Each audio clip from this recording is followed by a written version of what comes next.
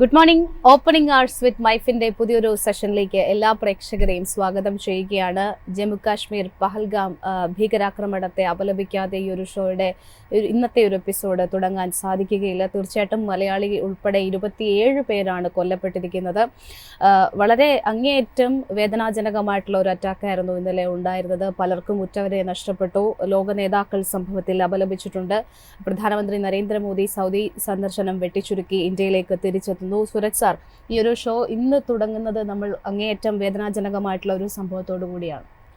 വളരെ സങ്കടപ്പെട്ടാണ് ജാസ്മിൻ നമ്മൾ ഇരിക്കുന്നത്. കാര്യം നമ്മളെന്നും രാത്രിയൊക്കെ നമ്മൾ US മാർക്കറ്റൊക്കെ വാച്ച് ചെയ്ത് പ്രേക്ഷകരുടെ മുന്നിലേക്ക് പല ഇൻഫോർമേറ്റീവ് ആയിട്ടുള്ള കാര്യങ്ങൾ, അതായത് നമ്മളിവിടെ മൈഫിൽ ചെയ്യുന്ന പരിപാടി ആവശ്യമില്ലാത്ത നോയ്സുകൾ മാറ്റിവെച്ച് നല്ല ഇൻഫർമേഷൻസ് മാത്രം നമ്മുടെ പ്രേക്ഷകർക്ക് കൊടുത്ത് മുന്നോട്ട് പോകണം എന്നുള്ളൊരു ഒറ്റ കമ്മിറ്റ്മെൻറ്റിലാണ് നമ്മൾ രാത്രിയും രാവും പകലും ഒക്കെ നമ്മൾ ന്യൂസിനെ അഭിമുഖീകരിക്കുന്നു എന്നുള്ളത്. ബട്ട് ഇന്നലെ ഈ ന്യൂസ് കണ്ടതിന് ശേഷം നമുക്ക് മറ്റുള്ള ന്യൂസുകൾ വാച്ച് ചെയ്യാനുള്ള ഒരു മൂഡ് പോലും നമുക്ക് ഇല്ലാതായിപ്പോയി എന്നുള്ള കാര്യം. ഇപ്പോൾ പലരും നമ്മുടെ ഉറ്റവരും അടുത്തുള്ളവരും ഒക്കെ കാശ്മീരിൽ സഞ്ചരിക്കണമെന്നും അടുത്ത കാലത്തൊരു വെക്കേഷൻ അവിടെ പോകണമെന്നും എന്നുള്ള ന്യൂസുകൾ ഞാൻ മിനിഞ്ഞാന്നും കൂടെ കേട്ടിട്ട് വന്നേ ഉള്ളൂ. അപ്പോൾ ഇത് വളരെ നെഞ്ചത്ത് കിട്ടിയ ഒരു വലിയൊരു അടി തന്നെ ആയിപ്പോയി എന്നുള്ളതാണ് ഞാനിപ്പോൾ കേൾക്കുന്നത്. ഏതാണ്ട് ഇപ്പോൾ ഒരു 5 മിനിറ്റ് മുമ്പേ ഞാൻ കേട്ടത് ആ അപ്ഡേറ്റ് എന്ന് പറയുന്നത് 28 ലൈഫ്സായി, 28 മാറി കൺഫേംഡ് ഡെത്ത് എന്നാണ് പറയുന്നത്. തീർച്ചയായിട്ടും അതിൽ വളരെ സങ്കടമുണ്ട് എന്നുള്ള, ഒരു മനുഷ്യജീവൻ എവിടെ പോയാലും ലോകത്ത് എവിടെ പോയാലും തീർച്ചയായിട്ടും നമ്മളത് ദുഃഖിക്കും എന്നുള്ളതാണ്. പിന്നെ ഇത് നമുക്ക് പറയാതിരിക്കാൻ പറ്റില്ല എന്നുള്ള കാര്യം.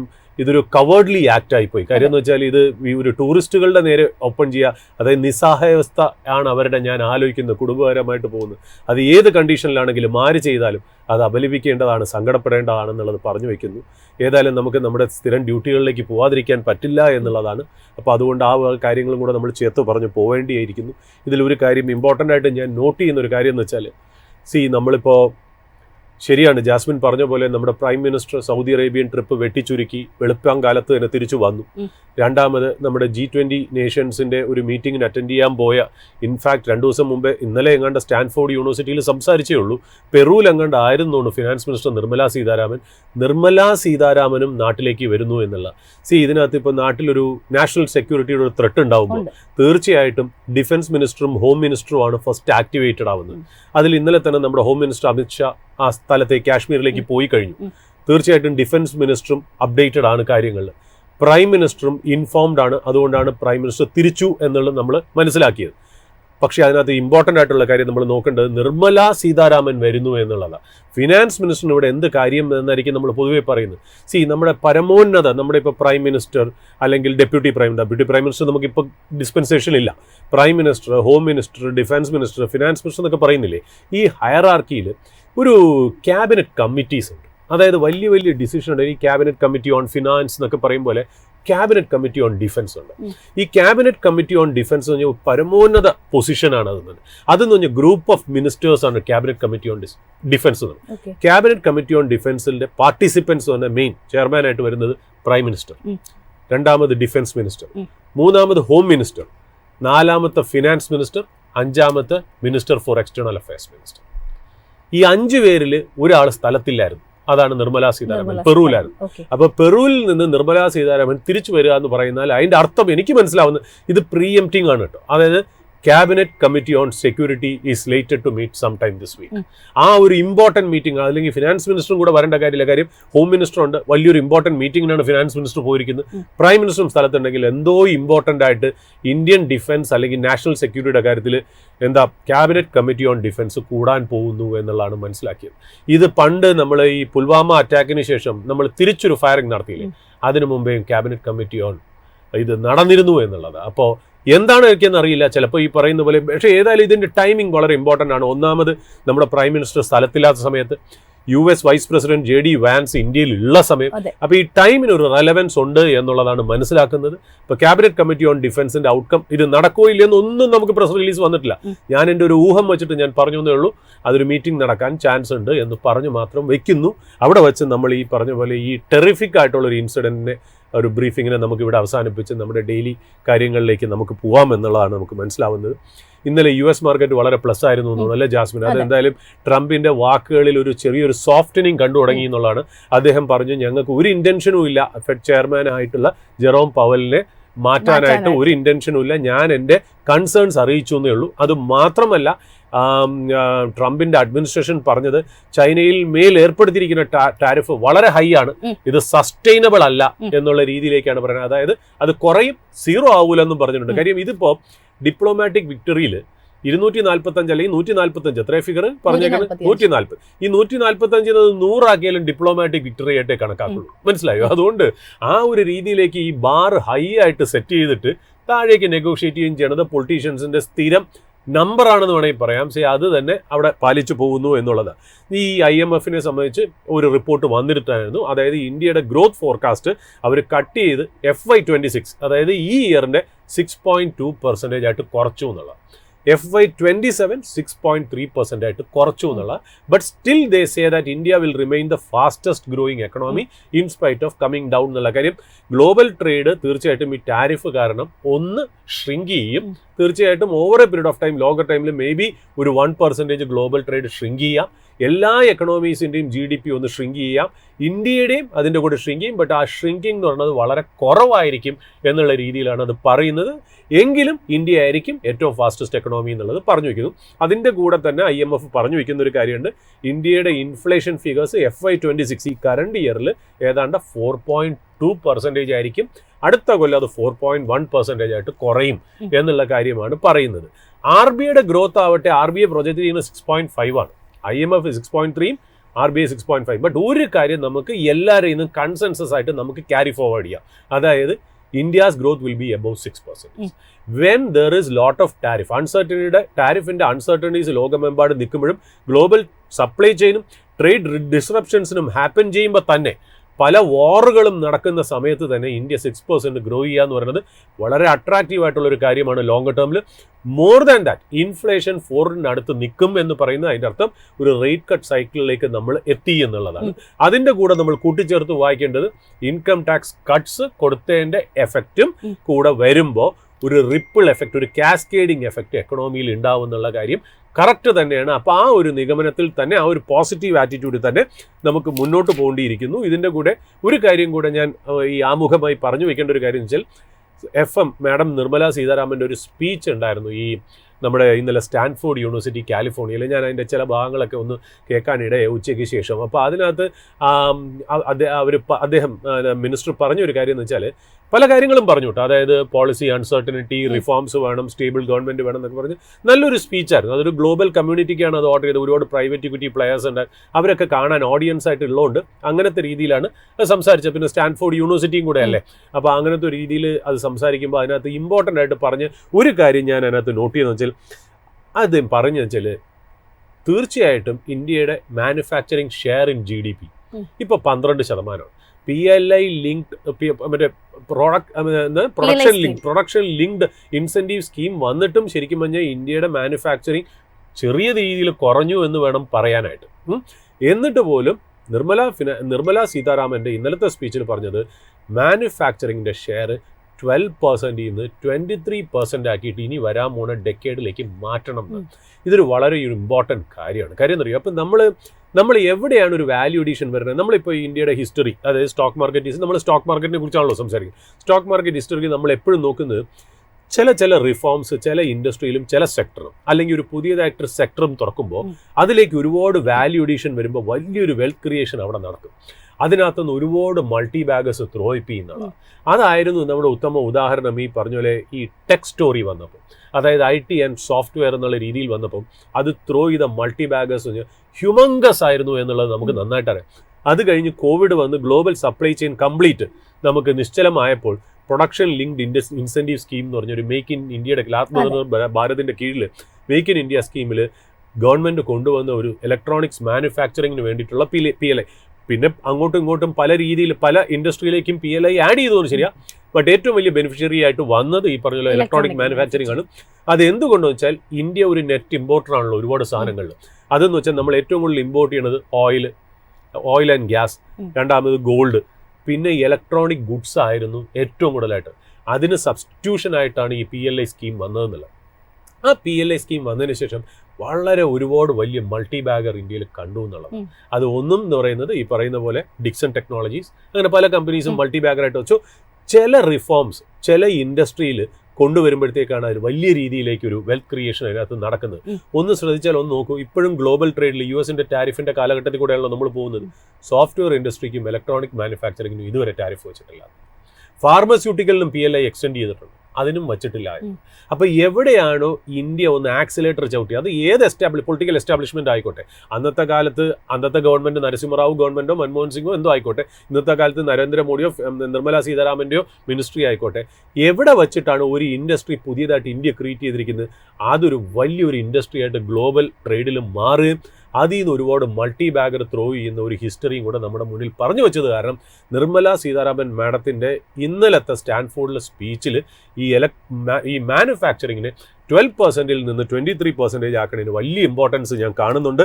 ഒന്നാമത്തെ കാര്യം എന്നറിയൂ, ഈ മാനുഫാക്ചറിങ് സർവീസസ് പോലെയല്ല, 2 times മോർ എംപ്ലോയ്മെന്റ് ക്രിയേറ്റ് ചെയ്യുന്നതാണ്. അതായത് ഏതാണ്ട് 10% എന്താ പറയുക, 10% rise in manufacturing cuts poverty by, അതായത് ഈ പോവർട്ടിയെ 2 times ആയിട്ട് വെട്ടിക്കുറയ്ക്കുന്ന രീതിയിൽ, അതായത് മാനുഫാക്ചറിങ് ഒരുപാട് യൂത്തിന് ജോബ്സ് ക്രിയേറ്റ് ചെയ്യുന്ന ഒരു സാധനം. അതിനകത്ത് ലാസ്റ്റ് ആയിട്ട് ഞാൻ പറഞ്ഞു വരുന്ന കാര്യം, അതിൽ പ്രത്യേകം അവർ പറഞ്ഞതിൻ്റെ, അതായത് ഫിനാൻസ് മിനിസ്റ്റർ പറഞ്ഞതിൻ്റെ ഒരു ഇമ്പോർട്ടൻറ്റ് കാര്യം എന്ന് വെച്ചാൽ, expanding manufacturing activity is critical to absorb youthful work force, അതായത് ഇനി വരാൻ പോണ വർക്ക് ഫോഴ്സിന്, reduce co dependency and build competitive supply chain and especially in sunrise sectors. ആ സൺറൈസ് സെക്ടേഴ്സ് എന്നുള്ള ചേർത്ത് വായിക്കണം. അതായത് ഇനി വരാൻ പോണ റിഫോംസും ഇനി വരാൻ പോണ ഫെസിലിറ്റേഷൻ കംപ്ലീറ്റ് എല്ലാം അവർ ചെയ്യാൻ പോകുന്ന എല്ലാ ബെനിഫിറ്റ്സും റിഫോംസും വരാൻ പോകുന്നത് സൺറൈസ് സെക്ടേഴ്സിലാണ്. സൺറൈസ് സെക്ടേഴ്സ് പറഞ്ഞു വെക്കാം, ഞാനൊരു പറഞ്ഞത് അല്ലെ, നമ്മൾ ഇനി വരാൻ പോണ ദിവസങ്ങളിൽ നമ്മൾ ക്ലോസ്ലി വാച്ച് ചെയ്യേണ്ട ഇൻഡസ്ട്രീസ് തന്നെയായിരിക്കും electronic and mobile manufacturing, already it has taken off, chip and semi conductor manufacturing, pharmaceutical manufacturing, solar power and alternate energy, electric vehicles and associated materials like battery, അതിൻ്റെ manufacturing, EV ബാറ്ററീസിൻ്റെ manufacturing, logistic sector, shipping sector. ഇതാണ് sunrise സെക്ടേഴ്സായിട്ട് India കണക്കാക്കാൻ പോകുന്നത്. അപ്പോൾ കൂടുതൽ റിഫോംസും കൂടുതൽ എന്താ പറയുക ബെനിഫിറ്റ്സും ഈ വക ഇൻഡസ്ട്രിയിലേക്ക് വെക്കുകയാണെങ്കിൽ, നമ്മൾ നേരത്തെ പറഞ്ഞ പോലെ ഈ GDP ഫോർകാസ്റ്റും ഇൻഫ്ലേഷൻ ഫിഗേഴ്സും ഇൻകം ടാക്സ് ബെനിഫിറ്റും ഈ ഇൻഡസ്ട്രിക്കുള്ള റിഫോംസ് എല്ലാം കൂടെ ചേർന്ന് വരുമ്പോൾ ഈ വക സെക്ടറും ആ സെക്ടറിലെ സ്റ്റോക്സും ഒരു ഇൻവെസ്റ്റർ വാച്ച് ചെയ്ത് പോകേണ്ടതാണെന്നുള്ളത് പറഞ്ഞു വയ്ക്കും. യെസ്, ഏതായാലും അത്തരത്തിലുള്ള സെഗ്മെന്റുകളിലെ പ്രധാനപ്പെട്ട സ്റ്റോക്കുകൾ കൂടി നമ്മൾ ഇനി വരുന്ന ദിവസങ്ങളിലൊക്കെ തന്നെ കൂടുതൽ ഡിസ്കസ് ചെയ്യും. ഇനി ക്ലോസ് ആയിട്ട് ആ സെക്ടറുകളൊക്കെ തന്നെ പ്രേക്ഷകർ വാച്ച് ചെയ്യാൻ ശ്രമിക്കുക എന്നുള്ള ഒരു കോഷൻ കൂടി പറയുകയാണ്. ഏതായാലും ഇന്നിപ്പോൾ മാർക്കറ്റിലേക്ക് പോവുകയാണെന്നുണ്ടെങ്കിൽ നമ്മൾ കഴിഞ്ഞ ദിവസങ്ങളിൽ നിന്ന് സമാനമായിക്കൊണ്ട് ഒരു മുന്നേറ്റം തന്നെയാണ് കാണാൻ സാധിക്കുന്നത്. ഇപ്പോഴും 0.5% കൂടുതൽ ഒരു നേട്ടം, 172 പോയിന്റുകളുടെ ഒരു മുന്നേറ്റം കാണുന്നുണ്ട് നിഫ്റ്റി 50യെ സംബന്ധിച്ചിടത്തോളം. സൂരജ് സാർ, പ്രധാനപ്പെട്ട റെസിസ്റ്റൻസ് ഒക്കെ തന്നെ ബ്രേക്ക് ചെയ്ത് വളരെയധികം മികച്ചൊരു രീതിയിൽ പോകുന്ന ഒരു മാർക്കറ്റിനെയാണ് കാണാൻ സാധിക്കുന്നത്.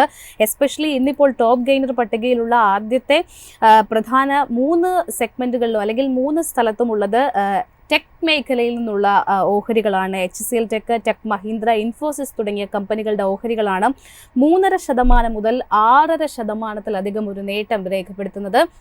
IT സെഗ്മെന്റിനെ സംബന്ധിച്ചിടത്തോളം നമ്മൾ നേരത്തെ പറഞ്ഞ പോലെ തന്നെ താരിഫ്, ട്രേഡ് വാർ തുടങ്ങിയ കാര്യങ്ങൾ ഒരു പ്രതിസന്ധിയായിട്ട് നിന്നിട്ടുണ്ടായിരുന്നു. പക്ഷേ ഇപ്പോൾ പാദഫലങ്ങൾ വന്നിട്ടുണ്ടായിരുന്നു. സ്ട്രീറ്റ് എസ്റ്റിമേറ്റുകൾക്ക് ഒത്തുവരാത്ത ഒരു പാദഫലമാണ് എങ്കിൽ പോലും HCL ടെക്കിനെയൊക്കെ സംബന്ധിച്ചിടത്തോളം അവരുടെ റവന്യൂ ഗൈഡൻസിൽ കാര്യമായിട്ടുള്ള ഒരു മുന്നേറ്റം പ്രതീക്ഷിക്കുന്നുണ്ട് എന്നുള്ളതാണ്. അതോടൊപ്പം തന്നെ order pipeline, order wins ഒക്കെ ശക്തമാണ് എന്നുള്ളതാണ്.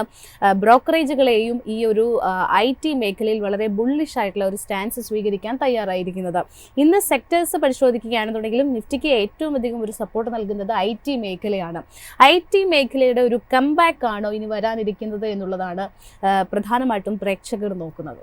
ജാസ്മിൻ, നമ്മൾ 2-3 കാര്യങ്ങൾ ഈ മാസത്തിൻ്റെ തുടക്കം തന്നെ നമ്മൾ പറഞ്ഞു. April 9th നമ്മൾ പറഞ്ഞു മാർക്കറ്റ് ഒരു ടെമ്പററി ബോട്ടം ആയോ എന്ന് സംശയം. പിന്നെ അത് കഴിഞ്ഞ് നമ്മൾ പറഞ്ഞു അമേരിക്ക ഒരിക്കലും റിസഷനിലേക്ക് പോകാൻ ചാൻസ് ഇല്ല. എന്നിട്ടും നമ്മൾ വീണ്ടും ആഡ് ചെയ്തു, നമ്മൾ അത് പറഞ്ഞെന്ന് വെച്ചാൽ we are sticking our neck out and saying that America will not get into recession. അത് കഴിഞ്ഞ് നമ്മൾ പറഞ്ഞു തീർച്ചയായിട്ടും ഫെഡ് റേറ്റ് കട്ട് ചെയ്യുകയും ചെയ്തു. ഇതിൻ്റെ ഒന്നും ഇൻഡിക്കേഷൻ ഇതില്ല. നമ്മളൊരു നമ്മുടെ ഒരു എക്സ്പെക്ടേഷനാണ്, നമ്മുടെ ഒരു എക്സ്പീരിയൻസിൽ നമ്മളത് പങ്കുവെച്ചെന്നുള്ളൂ. അതിൻ്റെ കൂടെ നമ്മൾ ചേർത്ത് പറഞ്ഞു എന്നെങ്കിലും ഒരു കാലത്ത് ഇന്ത്യൻ IT ഇൻഡസ്ട്രി ഒരു ബൈ ആയിട്ട് വന്നേക്കാമെന്നും പറഞ്ഞു. പറഞ്ഞു. എന്നിട്ട് നമ്മൾ Yes. പറയുകയും ചെയ്തു, ഒരു ഗ്ലാസിന്റെ എക്സാമ്പിൾ പറഞ്ഞു. 2 ഗ്ലാസ്സിൽ ഒരു ഗ്ലാസ്സിൽ കംപ്ലീറ്റ് വെള്ളവും മറ്റേ ഗ്ലാസ്സിൽ കുറച്ചേ വെള്ളം ഉണ്ടെങ്കിൽ നമ്മൾ വലിയ ഗ്ലാസ്സിൽ നിന്ന് വെള്ളം എടുത്ത് ചെറിയ ഗ്ലാസ്സിലേക്ക് ഇന്ന് അൺവാണ്ടഡ് ആയിട്ടും അൺലൗഡ് ആയിട്ടും അണ്ടർ ഓൺഡ് ആയിട്ടുള്ള ഒരു സെക്ടറാണ് IT എന്ന് നമ്മൾ പറഞ്ഞു വെച്ചിരുന്നു. എന്തായാലും ചെയ്ത കമ്പനികളുടെ തന്നെ സോഫ്റ്റ്വെയർസിന്റെ AMC പോലും വലിയ പ്രോജക്റ്റ് ഓർഡേഴ്സ് ആണ് കിട്ടുന്നത്. അത് മാത്രമല്ല, നമ്മൾ ഒരു കാര്യം കൂടെ പറഞ്ഞിരുന്നു, ഇപ്പോൾ ഉള്ള പല കമ്പനികൾ, അമേരിക്കയിലുള്ള പല കമ്പനികൾ, അത് മാനുഫാക്ചറിങ് സെക്ടറിലായിക്കോട്ടെ, റീറ്റെയിൽ ആയിക്കോട്ടെ, ബാങ്കിങ് ആൻഡ് ഫിനാൻഷ്യൽ സർവീസസ് അല്ലെങ്കിൽ ഇൻഷുറൻസ് സെക്ടറിലായിക്കോട്ടെ, അവരൊക്കെ ഇൻസ്റ്റാൾ ചെയ്തിരിക്കുന്ന സോഫ്റ്റ്വെയർ പലതും ഡെവലപ്പ് ചെയ്തിരിക്കുന്നത് ഇന്ത്യൻ കമ്പനീസാണ്, ഇന്ത്യൻ സോഫ്റ്റ്വെയർ കമ്പനീസാണ്. ഇനി അവർക്ക് ആ സോഫ്റ്റ്വെയറിലേക്ക്, അവർ ഉപയോഗിക്കുന്ന സോഫ്റ്റ്വെയറിലേക്ക് ആർട്ടിഫിഷ്യൽ ഇന്റലിജൻസ് ഇൻകോർപ്പറേറ്റ് ചെയ്യണമെങ്കിൽ ഇതേ കമ്പനികൾ തന്നെ വേണം എന്നുള്ളതാണ്. എന്നാൽ സ്ട്രീറ്റ് അതിനെ വേറൊരു രീതിയിലാണ് അന്ന് കണ്ടതെന്നുള്ളത്. നമുക്കൊരു ഇൻവെസ്റ്റർ ഏറ്റവും കൂടുതൽ ഓപ്പർച്യൂണിറ്റി കിട്ടുന്നറിയോ? ചില ടെമ്പററി സമയങ്ങളിൽ മാർക്കറ്റ് ഇറാറ്റിക് ആയിട്ട് ബിഹേവ് ചെയ്യും. ആ ബിഹേവ് ചെയ്യണ സമയത്താണ് ഒരു ഓപ്പർച്യൂണിറ്റി ഒരു റീറ്റെയിൽ ഇൻവെസ്റ്ററിന് കിട്ടുന്നതാണ്.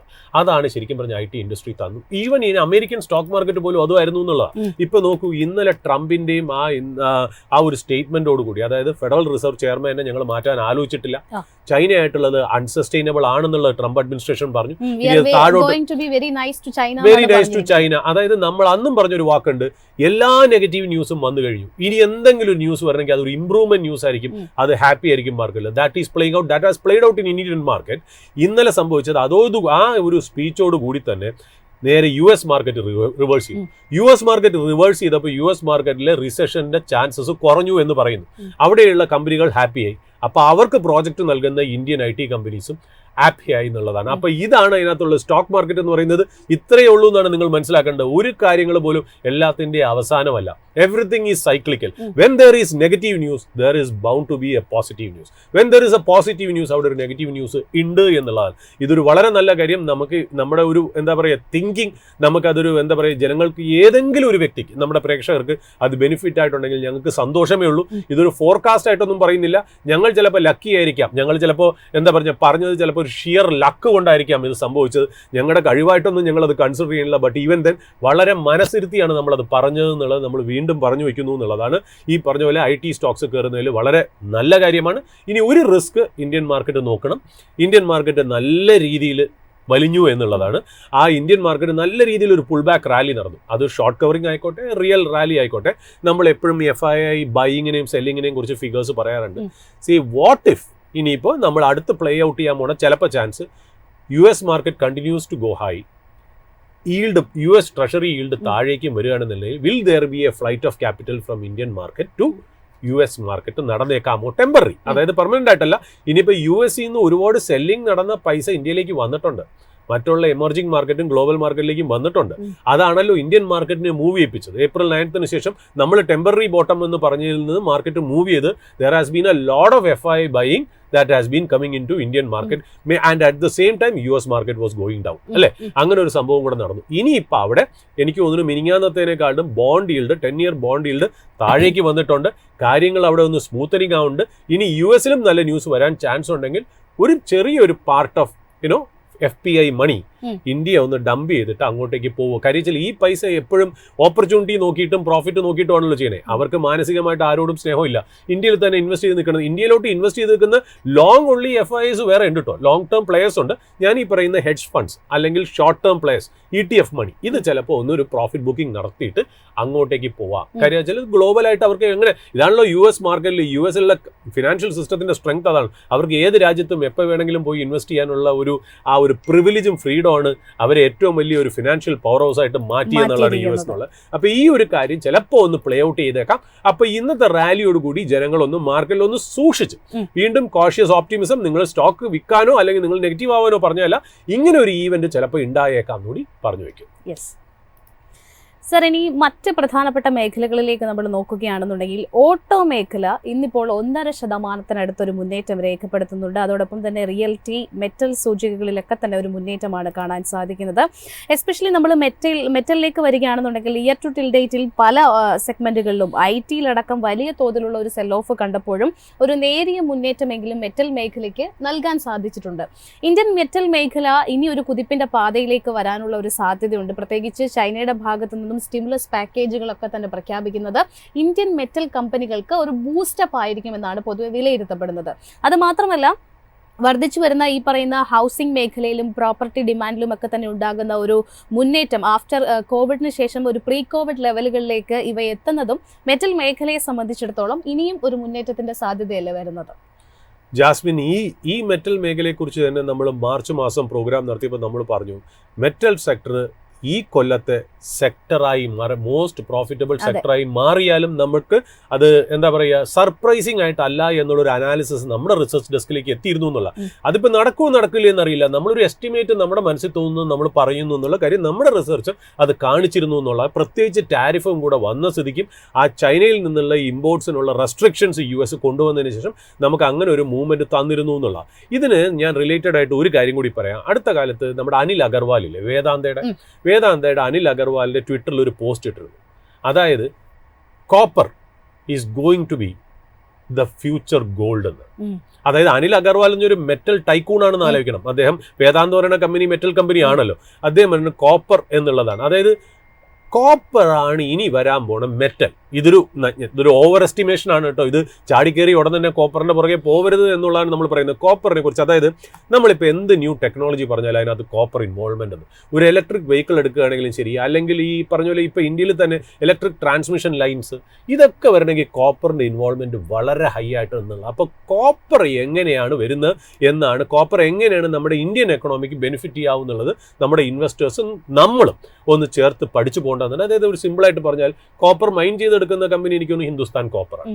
അത് സ്മെൽറ്റ് ചെയ്യുന്ന കമ്പനി എനിക്ക് തോന്നുന്നു ഈ പറയുന്ന പോലെ ഹിൻഡാൽക്കോ ആണ്. അത് സ്മെൽറ്റ് ചെയ്ത് പല പ്രോഡക്ട്സ് ആയിട്ട് മാറ്റുന്നത് ഹിൻഡാൽക്കോ ആണെന്നുള്ളത്. അപ്പോൾ എങ്ങനെയാണ് ഇത് പ്ലേ ഔട്ട് ചെയ്യണമെന്നുള്ളത് നമുക്ക് നോക്കേണ്ടിയിരിക്കുന്നു എന്നുള്ളതാണ്.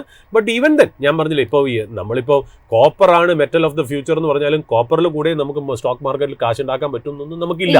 ബട്ട് ഈവൻ ദെൻ അതിനകത്ത് ഒരു ഇമ്പോർട്ടൻ്റ് ആയിട്ടുള്ള ഒരു ന്യൂസ് ഒളിഞ്ഞു കിടപ്പുണ്ടെന്നുള്ള പറഞ്ഞു വെച്ചിരിക്കുന്നു. അത് മാത്രമല്ല നമ്മുടെ ഈ ടാരിഫിൻ്റെ ഇഷ്യൂ ഒക്കെ വരുന്ന സമയത്ത് നമ്മുടെ സ്റ്റോക്ക് മാർക്കറ്റ് നന്നായിട്ട് ഇടിഞ്ഞു വീണല്ലോ. ഇടിഞ്ഞു വീഴുന്ന സമയത്ത് നമ്മൾ എപ്പോഴും നോക്കിയിരുന്നത്, നമ്മൾ പണ്ട് ആക്ച്വലി എനിക്ക് തോന്നുന്നു ഈ മോർണിംഗ് അവേഴ്സ് ഒക്കെ തുടങ്ങുന്നതിന് മുമ്പ് തന്നെ നമ്മുടെ എനിക്ക് തോന്നുന്നു മറ്റുള്ള പ്രോഗ്രാമുകളിൽ നമ്മൾ പറഞ്ഞിരുന്നു. അതായത് ഇന്ത്യയിൽ കഴിഞ്ഞ കൊല്ലം തന്നെ 2024 സെപ്റ്റംബർ, ജൂൺ, ജൂലൈ, ഓഗസ്റ്റ്, സെപ്റ്റംബറിലൊക്കെ ഇന്ത്യൻ പ്രൊമോട്ടേഴ്സ് തന്നെ സ്റ്റോക്ക് വിറ്റിരുന്നു എന്നാണ് നമ്മൾ പറഞ്ഞിട്ടുണ്ടായിരുന്നു. അതായത് പ്രൊമോട്ടറിന് മനസ്സിലായി ഇതൊരു പീക്ക് വാല്യുവേഷൻ ആണെന്ന് റീറ്റെയിൽ ഇൻവെസ്റ്ററിനേക്കാൾ. അതുകൊണ്ടാണല്ലോ അവരെ സ്റ്റേക്ക് പെയർ ചെയ്ത് നിന്ന്. നമ്മളിപ്പോൾ അടുത്ത കാലത്ത് പല കമ്പനിയുടെ പ്രൊമോട്ടേഴ്സും പല കമ്പനികളും തിരിച്ചു മേടിച്ചു തുടങ്ങി. പക്ഷേ അതിൽ നമ്മൾ വീണു പോകരുത്. ജനങ്ങളോട് നമ്മൾ വീണ്ടും റിക്വസ്റ്റ് ചെയ്യണം. ചിലതൊക്കെ ഉണ്ടല്ലോ വെറും 1 കോടിക്കും 50 ലക്ഷത്തിനും ഒക്കെ മേടിക്കുന്നത്. അത് അവർ ന്യൂസ് ക്രിയേറ്റ് ചെയ്യാൻ വേണ്ടി, അതായത് പ്രൊമോട്ടർ മേടിക്കണമെന്നുള്ള ന്യൂസ് ക്രിയേറ്റ് ചെയ്യണം. നമ്മൾ ട്വിറ്ററിലും മറ്റുള്ള വാട്സപ്പിലും ഒക്കെ വരുന്നുണ്ട ഇന്ന കമ്പനിയിൽ നിന്ന് പ്രൊമോട്ടർ അവരുടെ സ്വന്തം ഷെയർ തിരിച്ചു മേടിച്ചിരിക്കുന്നത്. ഇത് കോൺഫിഡൻസ് എത്രയാണ് മേടിച്ചത് നമ്മൾ നോക്കാറില്ല, എത്ര പെർസെൻറ്റേജ് നോക്കാറില്ല. ബട്ട് ഒരു വലിയൊരു എമൗണ്ട് എനിക്ക് തോന്നുന്നു നമ്മൾ മോർണിംഗ് ഇനി ഓപ്പണിംഗ് അവേഴ്സിൽ തന്നെ നമ്മൾ മെൻഷൻ ചെയ്തു തോന്നുന്നു. ജിൻഡാൽ സ്റ്റീൽ ആൻഡ് പവറിൽ 780 കോടിയോ 800 കോടിക്ക് എങ്ങാണ്ട് ഒരു ക്രീപ്പിംഗ് ആയിട്ടൊരു ബൈ സ്റ്റോക്കിൻ്റെ ബൈ അവരുടെ പ്രൊമോട്ടേഴ്സ് തന്നെ ചെയ്തിരുന്നു എന്നുള്ളതാണ്. എനിക്ക് തോന്നുന്നു ഫെബ്രുവരി മാർച്ച് മാസങ്ങളിലാണ് അത് നടന്നതെന്ന് തോന്നുന്നു. അന്ന് ഏതാണ്ട് 790 അല്ലെങ്കിൽ 780 എങ്ങാണ്ടായിരുന്നു ആ സ്റ്റോക്കിൻ്റെ പ്രൈസ്. ഇന്നലെ ക്ലോസിംഗ് 920 എങ്ങാണ്ടാണ്. ഞാൻ ഇന്ന് നോക്കിയിട്ടില്ല, മെറ്റൽ ജാസ്മിൻ ചോദിച്ചുകൊണ്ട് പറഞ്ഞു എന്നേ ഉള്ളൂ. ബട്ട് ആ പ്രൊമോട്ടേഴ്സിന് അറിയാമല്ലോ അവരുടെ കപ്പാസിറ്റി എന്താണെന്നും അവരുടെ എന്താണ് എക്സ്പോർട്ട് ഓർഡർ ഉള്ളത്, അല്ലെങ്കിൽ എങ്ങനെയാണ് സ്പാൻ ഔട്ട് ചെയ്യുന്നത്. അപ്പോൾ ആ കോൺഫിഡൻസ് ശരിക്കും പറഞ്ഞു കഴിഞ്ഞാൽ ഈ പറഞ്ഞ പോലെ അവിടെ JSPLൻ്റെ മാനേജ്മെൻറ്റിന് ഉണ്ടായിരുന്നുകൊണ്ടാണ് അവർ ബൈബാക്ക് ചെയ്തതെന്നുള്ളത് ഒരു ഇൻഡിക്കേഷൻ. രണ്ടാമത് അടുത്ത കാലത്ത് ഹിൻഡാൽക്കോ കഴിഞ്ഞ ആഴ്ച ഒരു വലിയൊരു ഈവൻറ്റ് നടത്തിയിട്ടുണ്ടായിരുന്നു. അതായത് ഹിൻഡാൽക്കോ അവരെ ബ്രാൻഡ് സ്ട്രാറ്റജി അങ്ങ് മാറ്റി. ഒരു ട്രാൻസിഷൻ എന്നുള്ള രീതിയിലേക്കാണ് അവർ മാറിയത്. അതിനകത്ത് അവർ വലിയൊരു പ്രസ് മീറ്റിംഗ് ഒക്കെ നടത്തി. അതിനകത്ത് ഒരുപാട് അവാർഡ്സ് ഒക്കെ അവരുടെ എംപ്ലോയീസിന് കൊടുത്തു.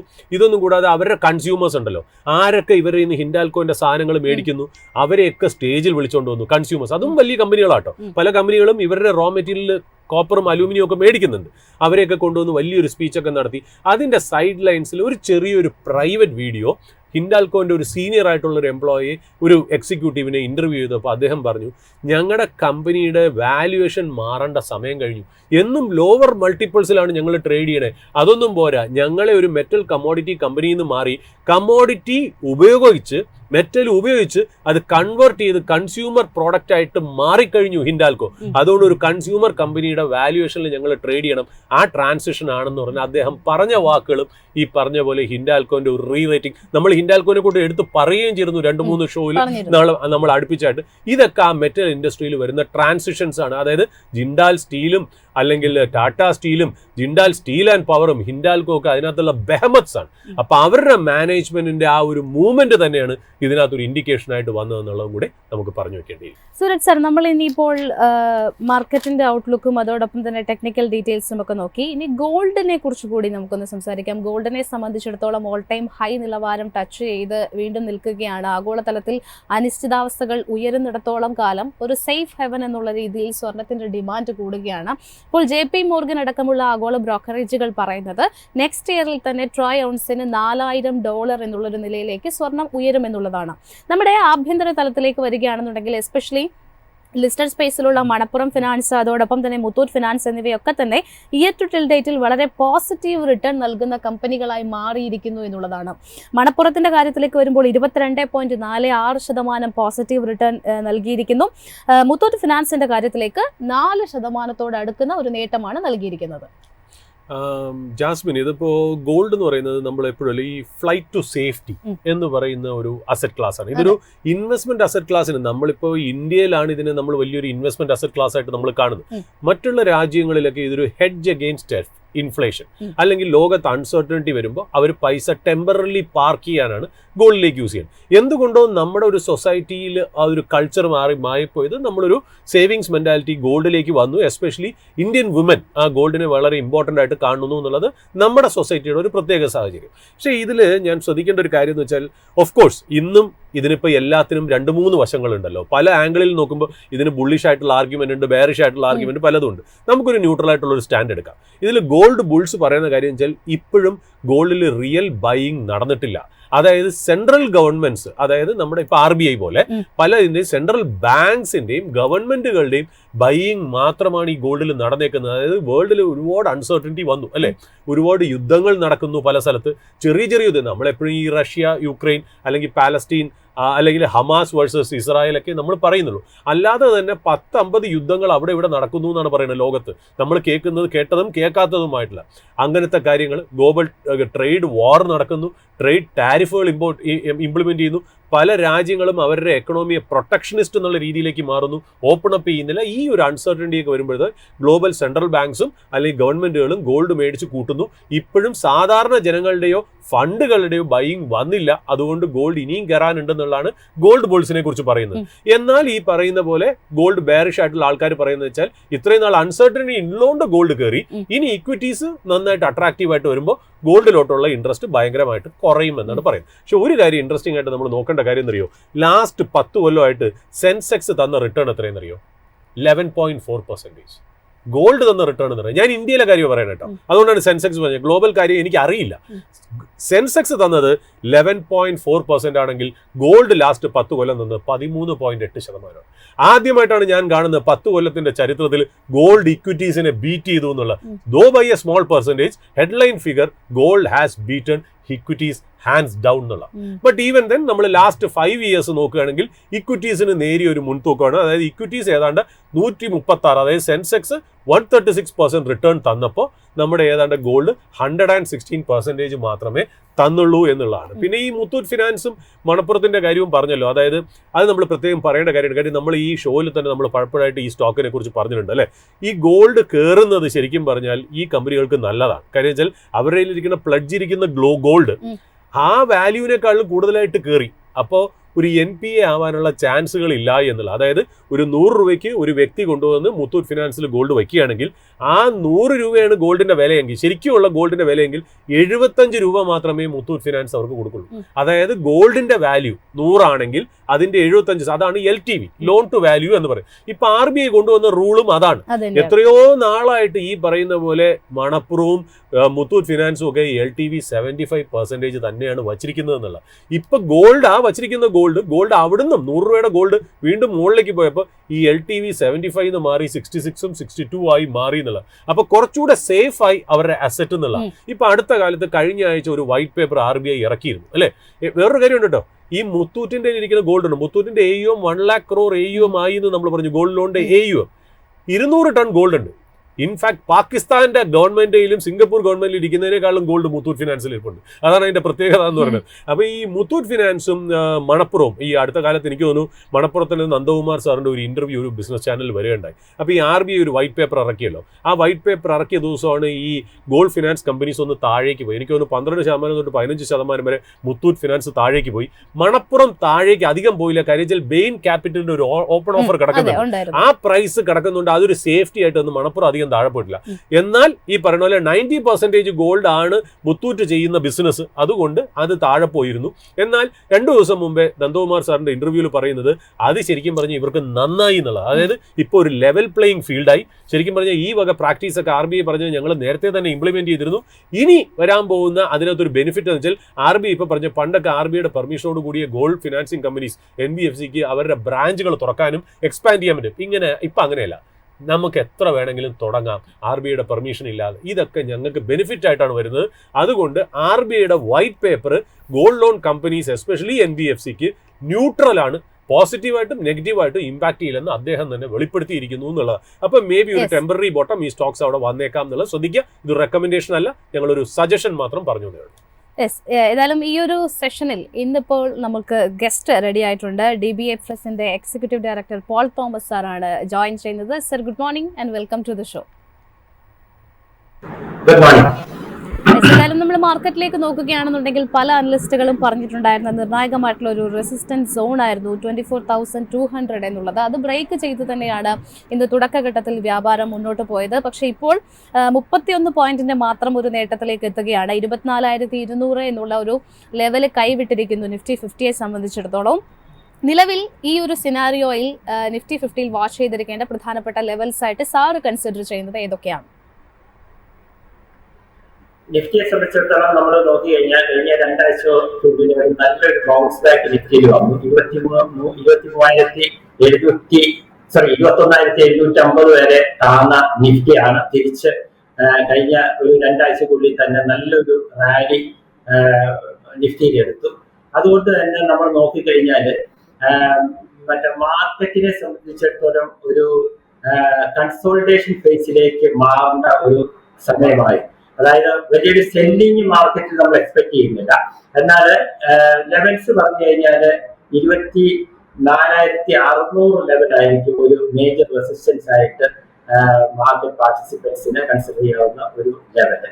എന്നാൽ താഴോട്ട് പോകുന്ന വർഷം 23,800 ലെവല് തീർച്ചയായും ഒരു സപ്പോർട്ട് ഏരിയ ആയിട്ട് നമുക്ക് കണക്കാക്കാം. അപ്പൊ ഇതിന്റെ ഇടയിലുള്ള ഒരു കൺസോളിഡേഷൻ ഫേസിലേക്ക് മാർക്കറ്റ് പതുക്കെ മാറാനുള്ള സാധ്യതകളാണ് അടുത്ത ഒരു ഏതാനും ട്രേഡിംഗ് ഡേയ്സിലേക്ക് നമുക്ക് എക്സ്പെക്ട് ചെയ്യാവുന്നത്. അത് ആ കൺസോളിഡേഷൻ ഫേസിൽ ഇരിക്കുമ്പോൾ തന്നെ നമ്മള് മറ്റേ നിഫ്റ്റി അല്ലെങ്കിൽ സെൻസെക്സ് ബേസ്ഡ് ആയിട്ടുള്ള കമ്പനീസിന്റെ മൂവ്മെന്റിനാണല്ലോ നമ്മൾ നിഫ്റ്റിയിലും സെൻസെക്സിലും മൂവ്മെന്റ് അറിയില്ല. എന്നാൽ മിഡ് ക്യാപ്സില് നമുക്ക് നിഫ്റ്റിയിലുള്ള മൂവ്മെന്റിന് കൃത്യമായിട്ട് കാണാൻ പറ്റത്തില്ല. അപ്പൊ ഈ കൺസോളിഡേഷൻ ഫേസിൽ സംഭവിക്കുന്നത് എന്താണെന്ന് വെച്ച് കഴിഞ്ഞാൽ മിഡ് ക്യാപ്സിലെ നല്ല കമ്പനികൾ ഓൾറെഡി കുറെ കയറിയിട്ടില്ല, ഫർദർ മൂവ്മെന്റിനുള്ള സാധ്യതകൾ കൂടുതലാണ്. അപ്പോൾ നെ സംബന്ധിച്ചിടത്തോളം അടുത്ത ദിവസങ്ങൾ തീർച്ചയായും ഒരു പോസിറ്റീവ് ആയിട്ടുള്ള ഒരു ദിവസങ്ങൾ തന്നെ ആയിരിക്കാനാണ് സാധ്യത. യെസ് സർ, അതോടൊപ്പം തന്നെ ബാങ്ക് നിഫ്റ്റിയിലേക്ക് നോക്കുകയാണെന്നുണ്ടെങ്കിൽ സർവകാല ഉയരം വീണ്ടും വീണ്ടും തിരുത്തി കുറിക്കുന്നതാണ് കാണാൻ സാധിക്കുന്നത്. 56,098 എന്നുള്ള ഒരു ഓൾ ടൈം ഹൈ ഇന്ന് ടച്ച് ചെയ്തിട്ടുണ്ട്. അവിടെ നിന്നും ഇപ്പോൾ ഒരു പ്രോഫിറ്റ് ടേക്കിംഗ് മോഡലിലേക്ക് മാറുന്നു. 228 പോയിന്റുകളുടെ ഒരു ഇടിവാണ് നിഫ്റ്റി ബാങ്ക് ഇൻഡെക്സിൽ കാണാൻ സാധിക്കുന്നത്. തീർച്ചയായിട്ടും ബാങ്കിംഗ് മേഖലയിലെ ഓഹരികളുടെ ക്വാർട്ടർലി റിസൾട്ടുകൾ നൽകുന്ന ഒരു സപ്പോർട്ടിന്റെ പിൻബലത്തിലായിരുന്നു ഈ ഒരു ബൗൺസ് ബാക്ക് നിഫ്റ്റി ബാങ്ക് ഇൻഡെക്സിൽ നമുക്ക് കാണാൻ സാധിച്ചത്. നിലവിലെ ഈ ഒരു ഹൈ ലെവൽസിൽ നിഫ്റ്റി ബാങ്ക് ഇൻഡെക്സിൽ സ്വീകരിക്കേണ്ട ഒരു സ്റ്റാൻസ് എന്തായിരിക്കണം? ബാങ്ക് നിഫ്റ്റിയിലെ അല്ലെങ്കിൽ ബാങ്കിങ് ഷെയർസിൽ സംഭവിച്ചത് എന്താണെന്ന് വെച്ച് കഴിഞ്ഞാൽ താരിഫിൽ ഉണ്ടായിട്ടുള്ള താരിഫ് അല്ലെങ്കിൽ നമുക്ക് US ഇന്ത്യയും ഒക്കെ തമ്മിലുള്ള അല്ലെങ്കിൽ മറ്റു രാജ്യവും തമ്മിലുള്ള ടാരിഫ് വാറിൽ ബാങ്ക് ഷെയർസിൽ തീരെ പാർട്ടിസിപ്പേറ്റ് ചെയ്തില്ല. കാരണം ബാങ്കുകളെ അത് യാതൊരു വിധത്തിലും ബാധിക്കത്തില്ല എന്നുള്ള ഒരു അണ്ടർസ്റ്റാൻഡിംഗ് ആണ് ഉണ്ടായിരുന്നത്. അതുകൊണ്ട് ബാങ്കിങ് ഷെയർസിനെ ബാധിച്ചത്. അതുകൊണ്ടാണ് സെല്ലിങ്ങിന് ബാങ്കിങ് ഷെയർസ് പതുക്കെ മാറി നിൽക്കുകയാണ് ചെയ്തത്. പക്ഷെ അത് കഴിഞ്ഞിട്ടുള്ള ബൗൺസ് ബാക്ക് വന്നു കഴിഞ്ഞപ്പോൾ ഓട്ടോമാറ്റിക്കലി മറ്റ് കമ്പനികളുടെ ഷെയറുകൾ ലോയിൽ നിന്ന് കയറാൻ തുടങ്ങിയെങ്കിലും ബാങ്കിങ് ഷെയർസ് ലോയിൽ നിന്നല്ല, അത് ഓൾമോസ്റ്റ് ശരിയായിട്ട് നിൽക്കുകയായിരുന്നു. അപ്പൊ അവിടെ നിന്നുള്ളൊരു കയറ്റം. അതുകൊണ്ടാണ് പെട്ടെന്ന് ബാങ്ക് നിഫ്റ്റി ഓൾ ടൈം ഹൈയിലേക്ക് കഴിഞ്ഞ 3 ദിവസമായിട്ട് ബാങ്ക് നിഫ്റ്റി ഓൾ ടൈം പുതിയ ഹൈ അടിച്ചുകൊണ്ടിരിക്കുകയാണ്. അപ്പം ബാങ്കിങ് ഷെയർസിനെ സംബന്ധിച്ചിടത്തോളം താരിഫിൽ ഉണ്ടായിട്ടുള്ള ആ ഒരു വാർ എഫക്ട് ചെയ്യാത്തതുകൊണ്ട് തീർച്ചയായും ബാങ്ക് നിഫ്റ്റി അല്ലെ ബാങ്കിങ് ഷെയർസോ പുതിയ ഹൈയിലേക്ക് വന്ന് നമ്മൾ നോക്കിയാൽ ICICI ബാങ്ക്, HDFC ബാങ്ക് എല്ലാം പുതിയ ഹൈ, ആക്സിസ് ബാങ്ക് ഒക്കെ പുതിയ ഹൈയിലേക്ക് കടക്കുന്നതായിട്ട് നമുക്ക് കാണാൻ സാധിച്ചു. ഇത് ബാങ്ക് നിഫ്റ്റിയിലും ഞാൻ പറഞ്ഞ കൺസോളിഡേഷൻ ഫേസ് തീർച്ചയായും ബാങ്ക് നിഫ്റ്റിയിലും ബാധകമായിരിക്കും. അതുകൊണ്ട് നിഫ്റ്റിയിൽ പറയുന്ന അതേപോലെ തന്നെ ഒരു എന്താ പറയുക റേഞ്ചിനുള്ളിൽ തന്നെ ബാങ്ക് നിഫ്റ്റിയും അടുത്ത ഏതാനും ട്രേഡിംഗ് ഡേയ്സ് മൂവ് ചെയ്യാനുള്ള ഒരു സാധ്യതകളാണ് നമുക്ക് കാണാൻ സാധിക്കുന്നത്. ഇനി സെക്ടേഴ്സ് പരിശോധിക്കുകയാണെന്നുണ്ടെങ്കിൽ നമുക്ക് ഇന്ന് ഏറ്റവും അധികം ഒരു സപ്പോർട്ട് നൽകുന്നത് IT മേഖല തന്നെയാണ്. 3.5% കൂടുതലുള്ള ഒരു മുന്നേറ്റം കാണാൻ സാധിക്കുന്നു. എസ്പെഷ്യലി IT ഇൻഡെക്സിന് കീഴെയുള്ള ഭൂരിഭാഗം സ്റ്റോക്കുകളിലും ആ ഒരു ബുള്ളിഷ് മൊമെന്റം കാണാൻ സാധിക്കുന്നുണ്ട്. ചോദിക്കുന്നത് HCL ടെക്കിനെ കുറിച്ചാണ്. ഇന്ന് നിഫ്റ്റി 50യുടെ ടോപ്പ് ഗെയിനർ പട്ടികയിലുള്ള 3 കമ്പനികളും IT മേഖലയിൽ നിന്ന് തന്നെയാണ്. HCL ടെക് ക്വാർട്ടർലി റിസൾട്ടുകൾക്ക് ശേഷം ഇന്ന് 6.5% അപ്പായിട്ടുണ്ട്. HCL ടെക്കിന്റെ പ്രധാനമായിട്ടും ഇനി വാച്ച് ചെയ്തിരിക്കേണ്ട ലെവൽസ് എങ്ങനെയാണ്? HCL ടെക് ഒരു ഗ്യാപ്പ് അപ്പ് ഓപ്പണിംഗിലാണ് ഇന്ന് നിൽക്കുന്നത്. HCL ടെക്കിനെ സംബന്ധിച്ചിടത്തോളം നമുക്ക് റെസിസ്റ്റൻസ് ആയിട്ട് വരുന്നത് ഒരു 1600, 1625 ഏരിയ ആയിരിക്കും. HCL ടെക്കിനെ സംബന്ധിച്ചിടത്തോളം അടുത്തൊരു റെസിസ്റ്റൻസ് ആയിട്ട് നമുക്ക് കൺസിഡർ ചെയ്യാവുന്ന ഒരു ലെവല്. അത് കട്ട് ചെയ്ത് പോവുകയാണെങ്കിൽ തീർച്ചയായും 1700 ലെവലിലേക്ക് കടക്കാവുന്നതാണ്. സർ, അതോടൊപ്പം തന്നെ ചോദിക്കുന്ന മറ്റൊരു സ്റ്റോക്ക് ബജാജ് ഹൗസിംഗ് ഫിനാൻസ് ആണ്. ഇന്നിപ്പോൾ 1.25% ഒരു ഇടിവാണ് സ്റ്റോക്ക് രേഖപ്പെടുത്തിയിരിക്കുന്നത്.